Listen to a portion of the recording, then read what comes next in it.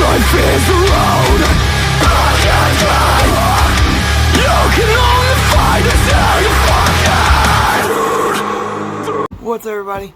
Tristan here, and today I'm gonna check out the Private Room EP by Counterparts.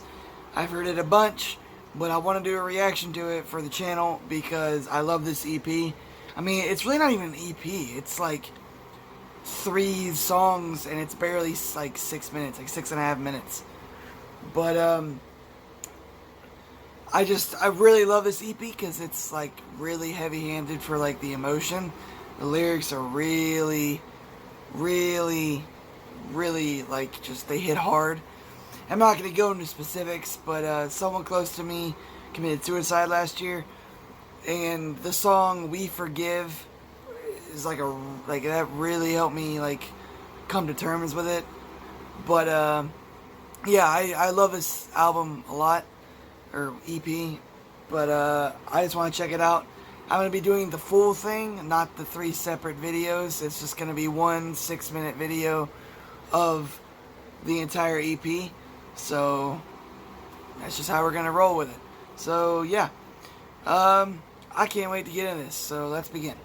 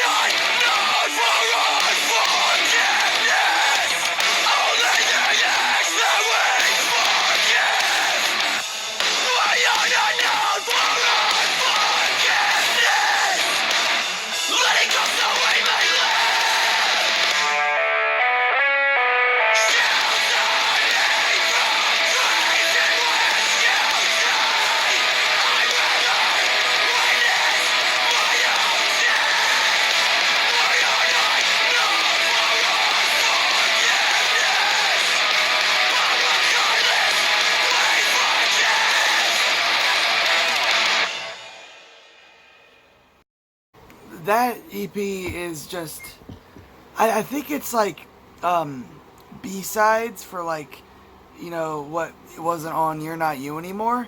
That might be what this is. But to be fair, all three of these songs could have just been put on You're Not You Anymore, and the album would be even better. Even better than a 10 out of 10. Because I gave You're Not You Anymore a perfect score. I feel like you add these three tracks in the middle, and it's like a mega record. Like, because this EP was one of my favorite releases of last year, and it's only 6 minutes. That should give you an idea of how good Counterparts are, how consistently good they are. Because they released a 27-minute LP in You're Not You Anymore, and it was like the best record of 2017. I mean, it has some competition. I think Reclaimer came out in 2017, but I didn't listen to that till after. The Sin and the Sentence by Trivium, The Mortal Coil by Polaris. You've got a lot of shit that came out in 2017, but I don't know. You're Not You Anymore is at the tip of that iceberg for me, but Private Room's great. It was like a top 25 release for me last year. The only thing holding it back from being even higher was because it was only 6 minutes. And yeah, you could repeat it, but, you know, still. It's a really short, even for an EP. But it's packed to the brim. It's packed to the brim with meaning. And lots of... It's surprisingly, like, really heavy. And yeah, Counterparts, they're hardcore. And they have, you know, they're metalcore, but they're mostly hardcore. They have their heavy moments. But, like, these songs went hard. Like, lots of tempo changes and, you know, great transitions from one riff to the next, and lots of good drum work, and bass line was nice. It's a tight package. The songs, they don't waste time. They get to your chorus, they hit you with some verses, hit you with the feely lyrics, passionate vocals, and they just take you on a ride, and then bam, it's over.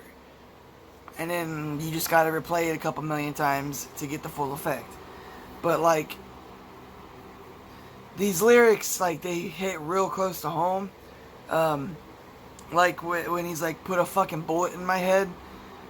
And it's like, man, you know, how many people have thought that, like, unironically, like, not in, like, a joking sense. Like, legitimately, like, they feel like that. And then, Selfishly I Sink, it's about, like, you know, you feeling guilt over being depressed and not wanting to be a burden on other people. Like, that shit, like, that's a real thing. And then We Forgive, about forgiving people who, I always considered it forgiving people who take their life, because we don't know what they felt. And, you know, these lyrics, it's really nice that Brendan, the lead songwriter for Counterparts, because it's essentially his band, he's willing to touch on his struggles with depression and translate that into really good emotional music, but it's still good music. It's not just hingent on the emotional lyrics. It's actually quality songwriting from the instrument perspective. Everybody in this band is great, and Kyle Brownlee, I think his name's Kyle, the drummer, I think his name's Kyle Brownlee, is like one of the most underrated drummers in the metal world today. But everybody in this band is just top notch, and I cannot wait for their new record, Nothing Left to Love. I feel like it'll be, if it's even half as good as You're Not You Anymore, I said this in the Wings and Nightmares review, if it's even half as good, then you've got something good. And, you know, every record they've done is consistently better than the last. And, yeah, I love this EP. It's great. It's close to my heart. And, what did you guys think of it? Leave a like, consider subscribing, and leave a comment down below any future suggestions. It can be anything, and I'll be sure to get to it when I can. Thank you for watching, and I'll see you in the next video. Peace!